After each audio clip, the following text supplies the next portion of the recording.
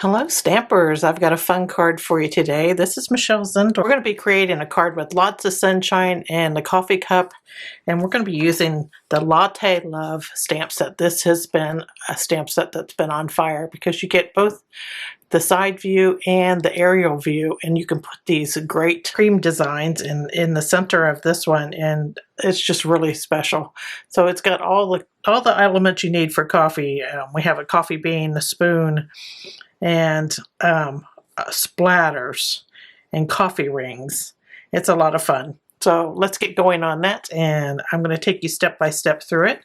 Now you can get all the dimensions for this card down below this video. Just click show more and you'll see them down there, along with all the links to the products that'll take you directly to my online store. Now if you do order from me, I do 4 exclusive customer tutorials every month, and so when you order from me you'll get those 4 exclusive tutorials for the month. So think of that when you're placing your order, and we'll get started. Now we're going to do our background first, and I have a 4-inch square basic white panel here, and we're going to mask the bottom of the panel. And I've got post-it notes here, and they're 3 by 5. Just going to take one post-it note here, and I'm going to mask like the bottom 1.5 inches. And I'm going to line it up against one edge of the cardstock here. That'll give me a straight line across. So kind of think of that. That's an easy way to get that straight line when you line it up against the edge of this cardstock here. So we have that down. And now I have a double layer of post-it notes here. You can see I've punched a circle out of one of them already. So I'm going to take a punch that's 1.5. You can use a die or whatever you have, and you can use a different size even. It just depends on how big you want your sun to be. You can make your sun really large, make it smaller.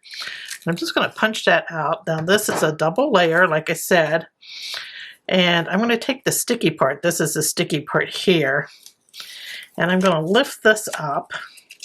And I'm going to put this in here to where we probably have 2/3 of the sun sticking out.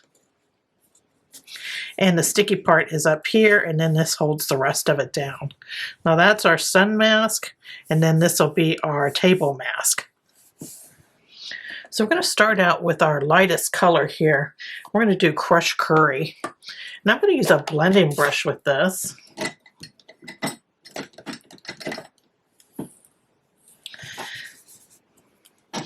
Let's see here if I can find which brush I want to use. There we go. So Crushed Curry, and I'm going to turn my cardstock this way. It's a little easier for me, and I'm just going to do a back and forth motion here a bit, just to get some of that color in there.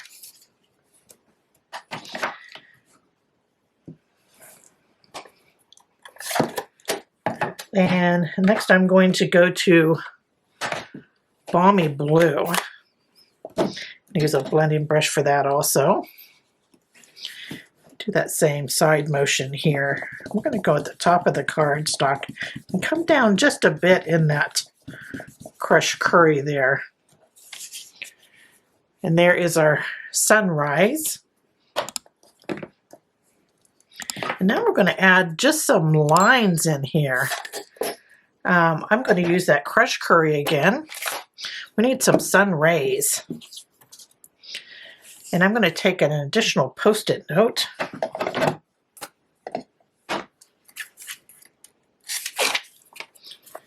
So I have one post-it note here, and I'm going to take this post-it note and I'm going to go right through the center of that sun with it.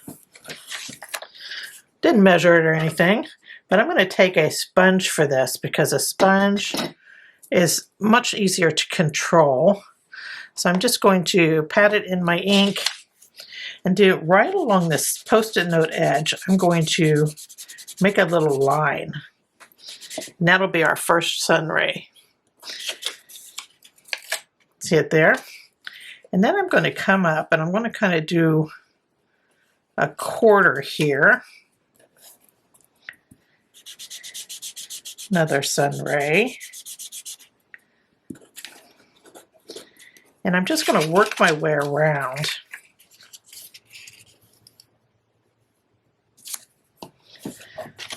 You can move your cardstock as you need it to make it easier for you to control. We'll do one down here. You can make as many rays as you want. So there's that. And then I'm going to come up here and go the opposite direction. They don't have to be absolutely even with the same amount of space in between them. It's no big deal if some are a little closer than others. Because in the grand scheme of things, the sunshine isn't like that. I mean, it's not perfectly even. So I've went all the way around. Now let's take a look. Do I want some more? Is that enough? I think I'm going to add some more in between these,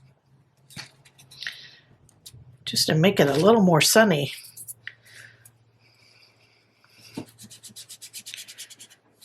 Little rays in here. Do one there. Maybe one right here. Now you don't have to load your ink up a lot because some you want a little lighter than others. Now let's cut these in half here. And it's all up to the look you want. I mean, you can put them really close together if you want a whole lot of rays. I think I like that right there. So we're going to stop there with the sun rays, and then I'm going to get a blending brush here and some pumpkin pie ink. So I'm going to take a blending brush, and I'm going to start like in the middle. I still have the mask on. I'm going to start in the middle here of the sun. I'm going to do a circular motion until I get like a ring, like a halo all the way around that sun there. See how that's a different color there?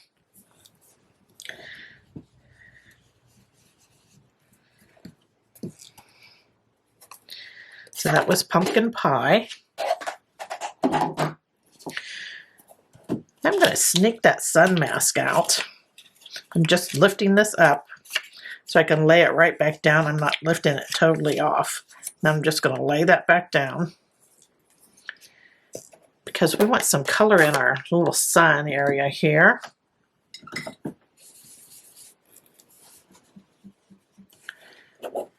So I have that laying down. Now I can just fill this in. And this is with that crushed curry. See how cute that is? So that is easy as that to put that great sun in there. Okay, so we have that done. Now I'm going to take this off, and I'm going to bring in some pecan pie and a blending brush.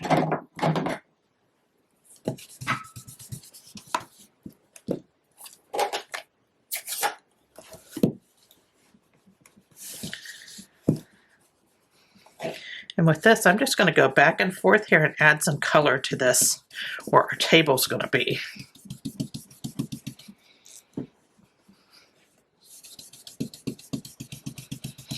I'm going to leave this fairly light because I want to put some coffee rings and stuff on there on the table before we're done. And I want them to show up. So there that is. So now I'm just going to do our pattern for our table. So I'm taking a ruler and I'm going to draw some lines across here. And you can do your lines as big or as small as you want. Just remember, these are boards going across. And this is just a fine tip black pen. If I can get it going here. Didn't make much of a mark. There we go. Probably because that ink's probably a little wet still. So there's one, and I try to keep them at least kind of even in the size.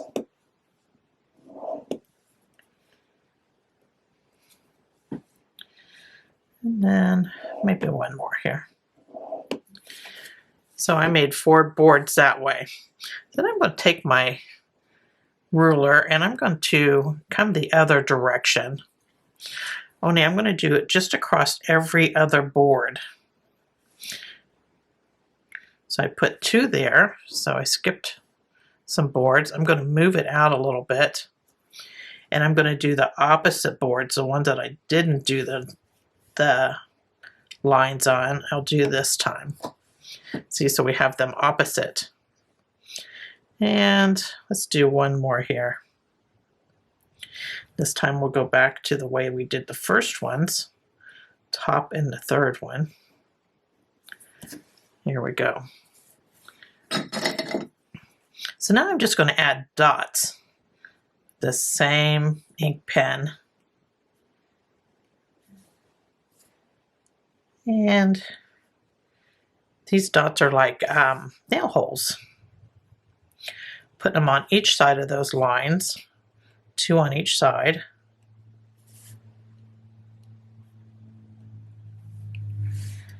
There we go, we got our nail holes in. So there is our little tabletop. Okay, so we have that done. And now I'm going to stamp some coffee rings on here. I'm going to use that Pecan Pie again. We have this great little coffee ring stamp. So I'm going to add one down here coming off the paper. Let's add one like right there. We'll add one way in this corner here. So I've added 3. And while we have that Pecan Pie out, and I'm going to use the blending brush for this.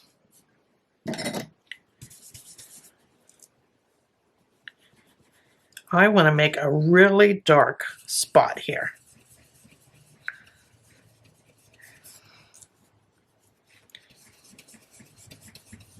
This is going to be our coffee cup shadow.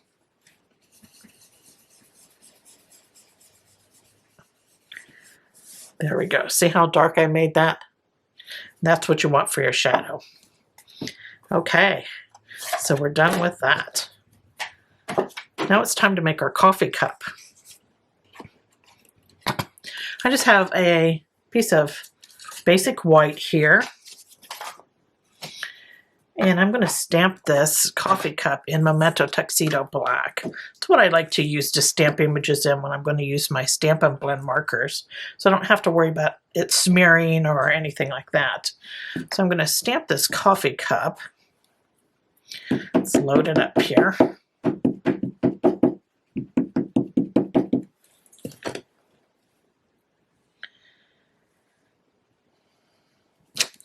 So there's my coffee cup stamped.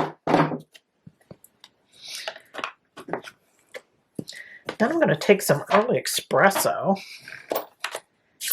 And there's a stamp here that puts your coffee in this coffee cup that you get the side view from. So I'm going to use early espresso to put this in. I like my coffee dark. There we go, we got our coffee in there. Yay, that was easy.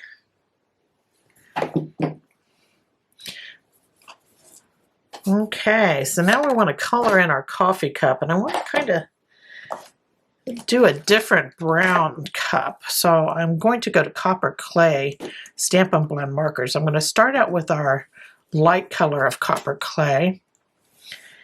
And I'm going to do like the rim that's on the inside of the mug here. Give a little color there. Tiny little bit here in front. But I want to leave like a white area on around the outside of that coffee. Like it has a bit of a core to it. And then I'm just going to color this in.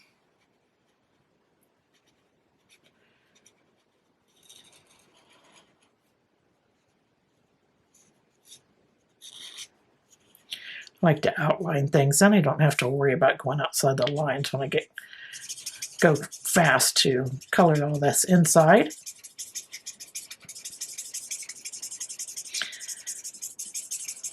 I'm also going to be cutting this cup out, so there's really no worries with going outside the lines.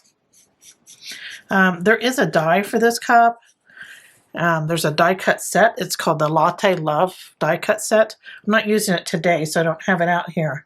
But it's a beautiful stamp set, and it does the coffee pot and everything. So look for that, and if you team that up with your stamp set, you're going to save 10%. So you have that die and stamp set. So that was the light copper clay, and then we're going to go to the dark copper clay here. And I'm going to go under the rim of this cup with this. Outline that. I'm going to come down on the sides and then go across the bottom here. And then I'm going to come down each one of these lines. I wanted it to look like it had like a wavy surface on the outside. So there that is. And then we need a little bit of the dark on the inside of the handle, like it's got a bit of a shadow in there.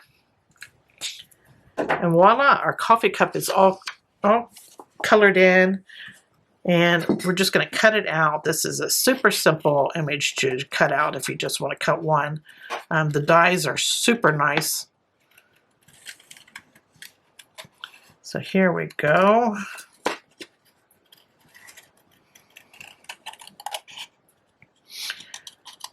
I like to let the blades of my scissors do the work and turn the paper as I'm closing the blades of my scissors. And there we go. Now to get this white out of the handle, I'm going to cut right up the side of the cup and then cut that out. And you don't have to worry about cutting that bottom of that handle away from the cup, because when you glue it on, it's just going to look like it's never been cut off. And then you can take your cup and take your darker color here, your dark copper clay, and anywhere you see any little bits of white, you can just go over that. I see a little bit along the edge. So we're not going to sweat the small stuff here. We'll just use our marker. There we go. We got our perfect little coffee cup here. And we're going to adhere it to our main panel there, just like that. We have our shadow already made for our cup. And I like to bring it into my sun just a little bit. Anytime you can layer objects, it gives you more depth. So if I have it this way, that sun looks like it's a little closer. But if you put that over it, it tends to look like it's more in the distance. I'm going to use multi-purpose glue for this. But you use whatever adhesive you like. And we'll just add that on there. I don't worry about covering up part of that coffee ring. It's fine, because those are actually on the table. So there is our sunny card there. And now I need to just stamp our sentiment.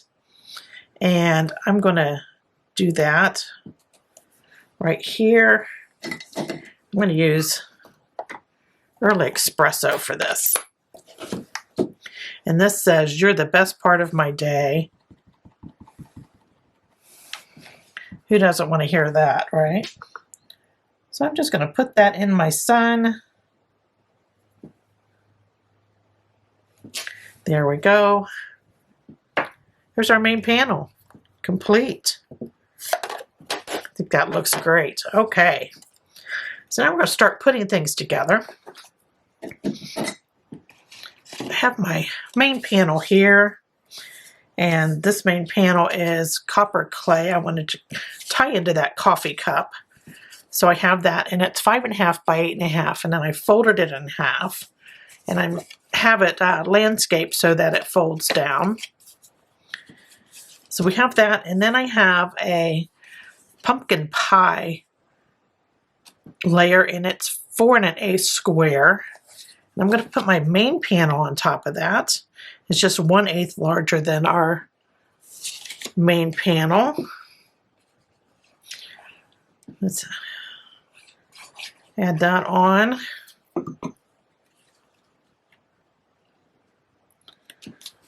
Center it up there.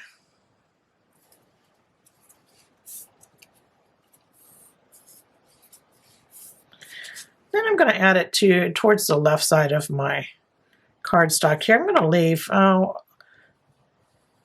like 1/4 of space there on the left side, from the left side edge.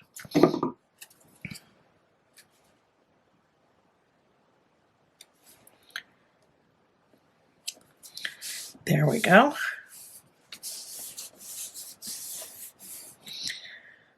Now I have a Balmy Blue strip here, and it's a 1/4 inch wide by 4 1/4.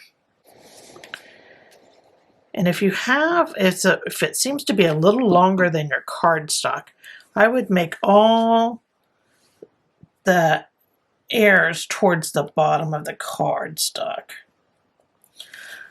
So if you turn out to be a little longer or a little shorter, put it towards the bottom.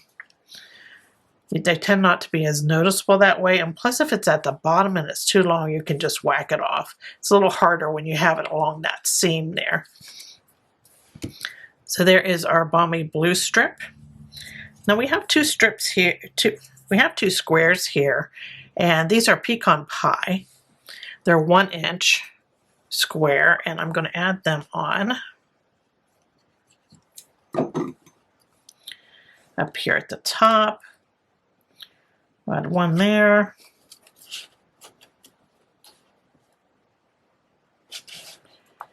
I kind of have to hold it up to see if I have it pretty straight. And I have the second one here. I'm just going to put them fairly close together. Just a little decoration, right? And then I have 2 1/2 inch squares of Balmy Blue. I thought about doing it at a diamond, that's an option, but I decided to do it square to give it a more modern look. I think this looks more maybe southwest when you do it at a diamond shape. So I'm just going to square it up to give it a modern look here. There's one.